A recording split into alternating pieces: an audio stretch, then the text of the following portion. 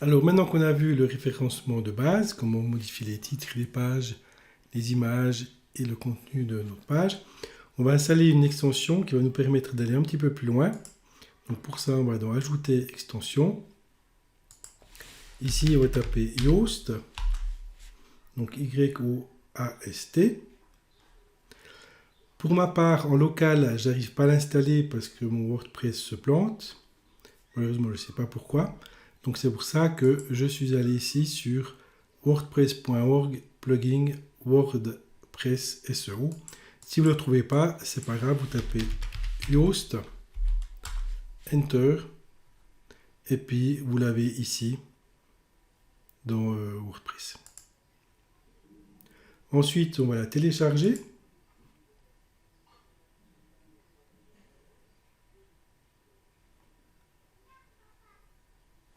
Donc voilà, on a téléchargé le fichier, il faut laisser attendre qu'il est fini. Donc il s'appelle WordPress SEO 13.5, voilà. Je vais dans mes téléchargements, WordPress 13.5, je vais le extraire ici.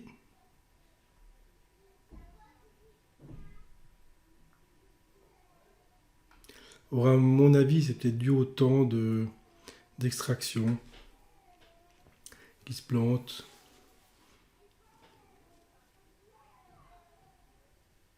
Mais là, on apprendra à installer une extension finalement à la main, ce qui n'est pas plus mal, ça peut vous aider une fois en cas de problème. Donc voilà, le but c'est de l'extraire, de prendre le fichier et de le placer dans votre MOMP, dans votre dossier de votre site, et dans Plugin. Et après, on ouvrira l'extension, on verra qu'elle sera installée, il ne restera plus qu'à l'activer.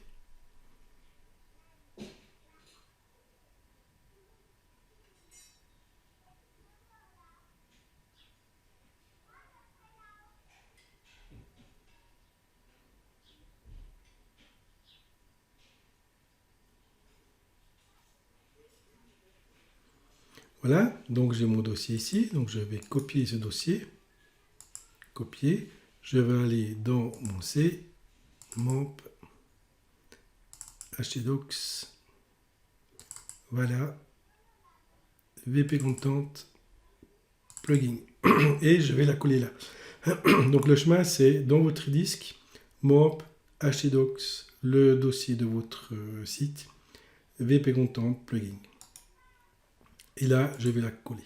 Donc là, on retrouve toutes les extensions que j'ai installées.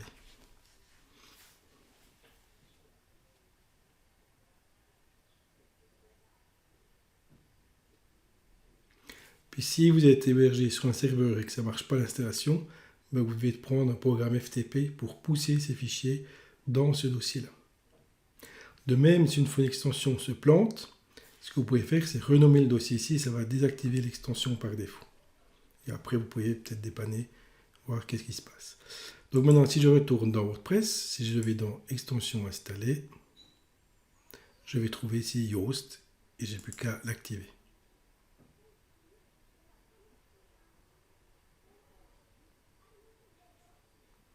Voilà, elle est activée. Maintenant, c'est cet onglet ici qui s'appelle SEO. Donc là, je peux regarder au niveau général qu'est-ce qu'ils ont mis dedans. Donc ici, il me parle du dashboard, il me parle des paramétrages, il me parle des outils. Ensuite, il va me parler de l'apparence. Je cherche, mais pour ça, voilà, les titres, le séparateur des titres, etc. Comment ça va être changé. L'organisation name, donc là, il faudra mettre le nom de votre organisation. Vente de meubles, par exemple, hein, si je reprends le même trend d'avant. Organisation logo, ben là, je vais uploader mon logo. Voilà. Et je peux sauver. Donc ça, c'est vraiment la séparation. Si je reprends mon site, parce que ça va peut-être aller un peu vite. C'est vraiment cette séparation ici. Hein. Quand je vais dans l'accueil, C'est vraiment ça. Et on voit maintenant qu'il y a écrit accueil. Il n'y a plus écrit le titre de mon site. Ça, c'est Yoast SEO qui l'a fait. Donc là, je pourrais mettre un tiret là. Voilà. Et je sauve les changements.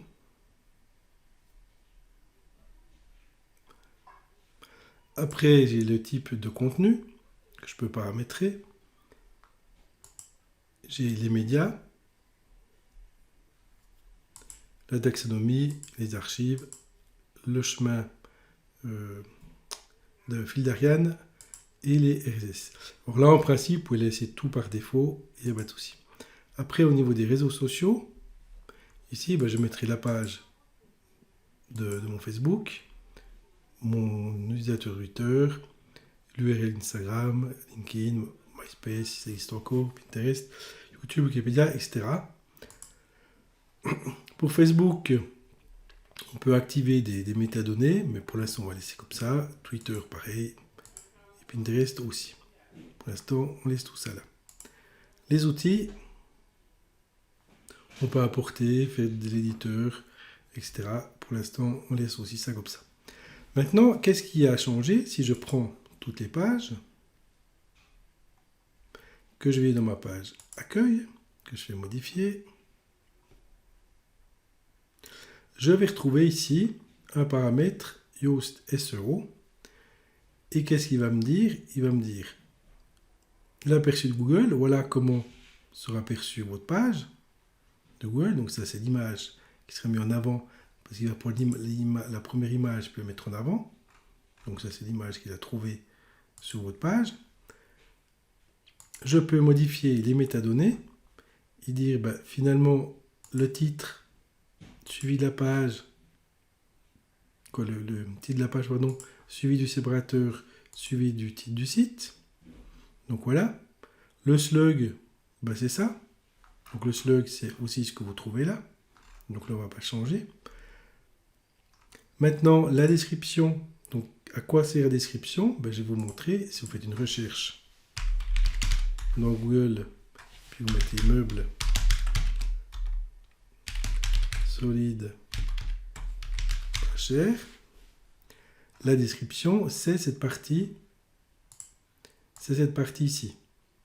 Donc là-dedans, pas besoin de mettre des mots-clés, c'est juste des slogans pour que le client clique sur votre page. Donc là, on va insister.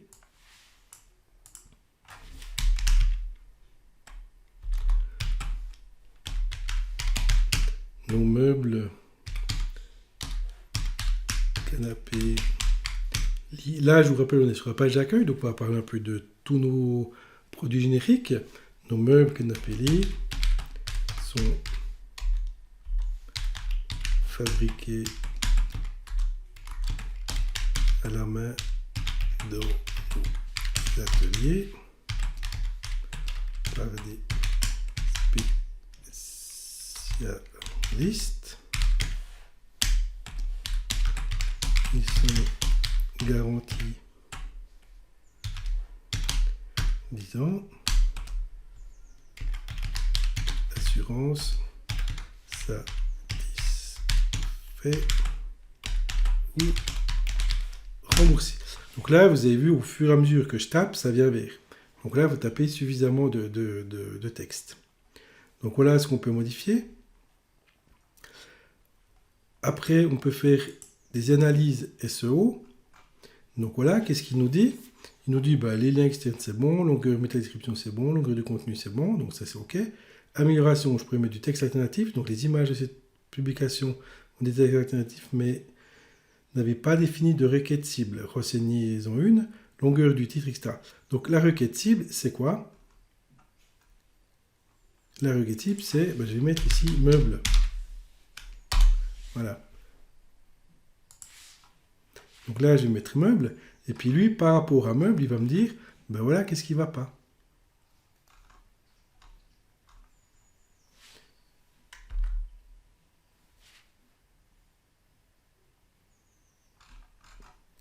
Alors, voilà, donc par rapport à meuble, si je reprends l'analyse, il y avait écrit le mot meuble là-dedans. Donc là, le maillage interne, il n'y a aucun lien interne dans cette page. Donc il faut créer des liens en interne. Donc c'est-à-dire qu'il faut que depuis ma page principale, je vais à d'autres pages de mon site. Requête dans l'introduction, votre requête où ces synonymes n'apparaissent pas dans le premier paragraphe, ben oui, c'est tout du lorem ipsum, hein, vous vous souvenez. Densité de requête, la requête cible a trouvé 0 fois. Ben, évidemment, si je ne parle pas de meubles dans ma page d'accueil, hein, je vous rappelle, ma page d'accueil est là, il n'y a aucun moment donné parler de meubles. Donc évidemment, il est trouvé à 0 place. Donc voilà. Requête dans les métadescriptions, la métadescription était renseignée, mais ne contient pas la requête. Oui, alors, le principe, elle est là, donc voilà. Un peu bizarre. Requête est utilisée plus souvent la requête cible ou c'est synonyme pour vos titres de haut niveau. Donc les titres de haut niveau, ce sont les titres qui sont là. Donc là, évidemment, il faut que je parle de meubles. Requête dans les titres, après texte alternatif des images, on l'a déjà vu, longueur des méta du titre, etc. Donc là, ce qui est bien, c'est quand vous mettez le mot-clé qui vous semble le plus adéquat, ben, Yoast va vous dire où vous en êtes. Alors évidemment, ça prend du temps à faire. Je vous rassure, vous n'arriverez pas avec tous les points verts. Si vous mettez tout en vert là, c'est peut-être ici que ça va être moins bon, ou là, etc.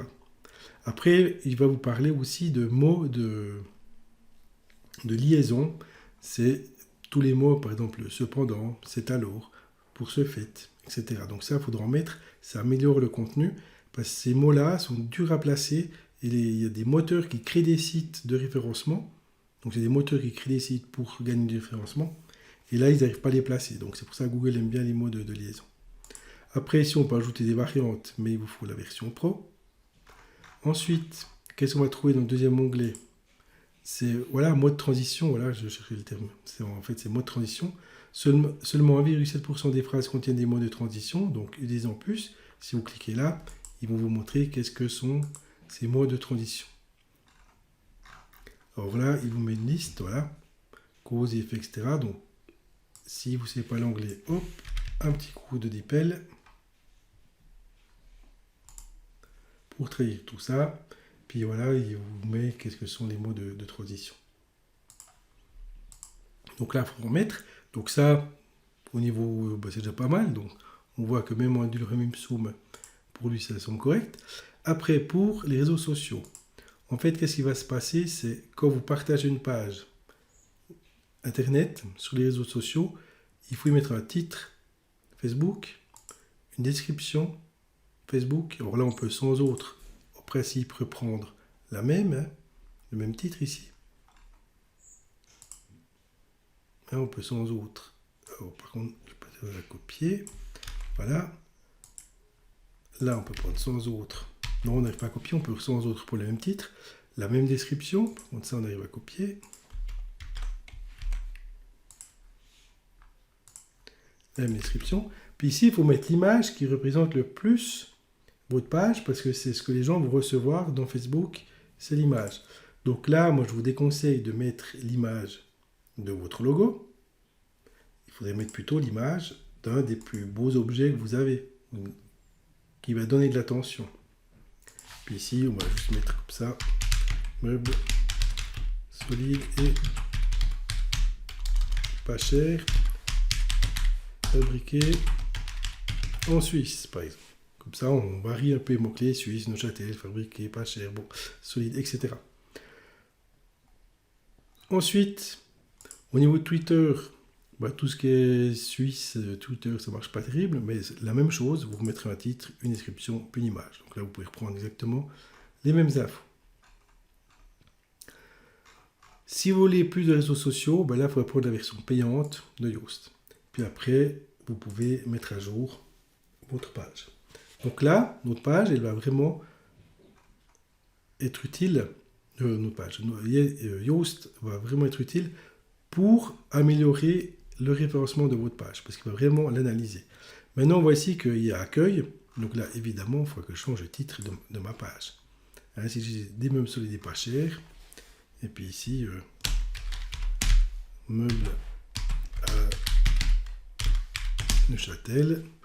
Vous pouvez mettre aussi le nom de votre raison sociale, quand même, ce serait pas mal, hein, qu'on sache. Hein.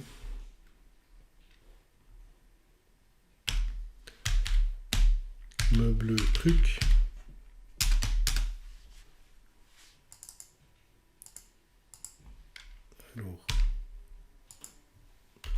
Meuble Truc, ça c'est le nom de la société. Alors, ce qu'on peut même faire, c'est Meuble Truc, Neuchâtel, voilà. Puis ça sera comme ça notre titre. Donc ça, c'est pas mal. Puis une fois que vous avez fini, vous mettez à jour. Donc là, vous n'avez plus besoin d'aller dans les réglages généraux pour modifier le titre de votre page d'accueil. Donc pensez-y bien, au moment où vous avez installé Yoast, il faudra refaire le titre de votre page d'accueil. Sinon, vous aurez ici écrit accueil. Et quand j'actualise, je verrai ça. Et sur Google, il y aura ça qui apparaîtra. Quoi dire de plus? Bon, on a fait un peu tout le tour. Ça, c'est bon. Après, au niveau du référencement, ce qu'il faut savoir, c'est qu'il y a deux types de référencement. Il y a le référencement in-page, qu'on appelle en anglais, c'est-à-dire ce que vous pouvez vous faire dans votre site, dans vos pages, etc. Donc, il faut qu'il y ait des liens internes entre les pages, des liens qui vont en externe. Donc, présentez votre fournisseur, c'est toujours des bons liens. Alors, oui, les gens vont partir de votre site pour aller voir vos fournisseurs, mais Google, il aime que les gens partagent des liens ailleurs. Donc, pour partager des liens, toutes vos pages, vous devez faire des pages qui s'entrecroisent, qui reviennent en arrière, qui vont et viennent dans votre site, faire un maillage vraiment interne. Ça, c'est le in-page, avec les mots-clés des titres, les mots-clés des images, les descriptions des images, les textes des images, les textes de vos pages, etc. Donc oui, ça fait un gros boulot à faire. Après, pourquoi vous allez être plus ou moins en haut ou en bas, ce sera la différence. À même site de qualité à l'intérieur, la différence, elle va se faire entre ces deux-là, c'est que celui-là aura plus de liens externes qui vont parler de lui. Donc plus vous aurez des liens, des gens qui parlent de vous, plus vous montrez. Et les liens, c'est mieux d'avoir des liens de qualité. Donc, ça sert à rien d'avoir 1 million de liens. Si vous avez une dizaine de liens, par exemple des sites journalistiques qui parlent de votre site, ça c'est le top. Parce que Google, il va reconnaître les sites journalistiques comme étant des sites hyper fiables. Il va dire, si eux parlent de ce site-là, c'est que c'est intéressant. Donc, je vais le monter pour que mes clients Google, les gens qui cherchent par mon moteur Google, trouvent de l'information de qualité plus en haut. Donc, c'est comme ça que ça marche. Donc, c'est pas évident d'être bien référencé. Après, il y a des autres formations que vous pouvez trouver sur les écoles du web où on vous explique comment créer ces pubs-là. Donc, ce qu'il faut savoir, c'est que celui-là va payer par exemple 1,20 franc si on clique dessus, celui-là 1,10 franc, celui-là 1 franc, puis celui-là 90 centimes. Et que celui-là, il a peut-être mis par mois 300-400 francs. Une fois que ces 300-400 francs sont épuisés, il va disparaître, puis c'est ceux-là qui vont monter. Ça marche un peu comme ça. Et là, on va aussi mettre des mots-clés. Donc là, ça s'appelle du Google Ads. Donc c'est un bon moyen de se faire référencier. Après ici, c'est aussi du shopping de Google. Donc il existe aussi des extensions si vous faites un site de vente en ligne pour afficher les produits là. Mais là, la pub, elle est extrêmement chère. Donc voilà, il y a plein de possibilités de faire de la publicité. Ce qui est bien avec la publicité digitale, c'est que vous mettez 1 franc, vous savez combien votre franc rapporte. Contrairement à la pub au cinéma, ou les affiches, ou à la radio, ou à la télévision, vous ne savez pas vraiment ce qu'elle rapporte. Là, vous avez vraiment le nombre de clics qui ont été faits sur votre publicité et le nombre de personnes qui ont acheté vos produits. Donc voilà pour le référencement. Ce qu'il faudra penser, c'est pour les chapitres suivants, comment on va monter le site internet.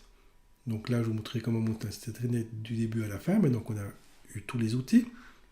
Donc là, ce qu'on va faire, c'est il faudra penser à déjà optimiser vos images, mettre les bons noms de titres et autres, puis déjà un peu préparer vos textes.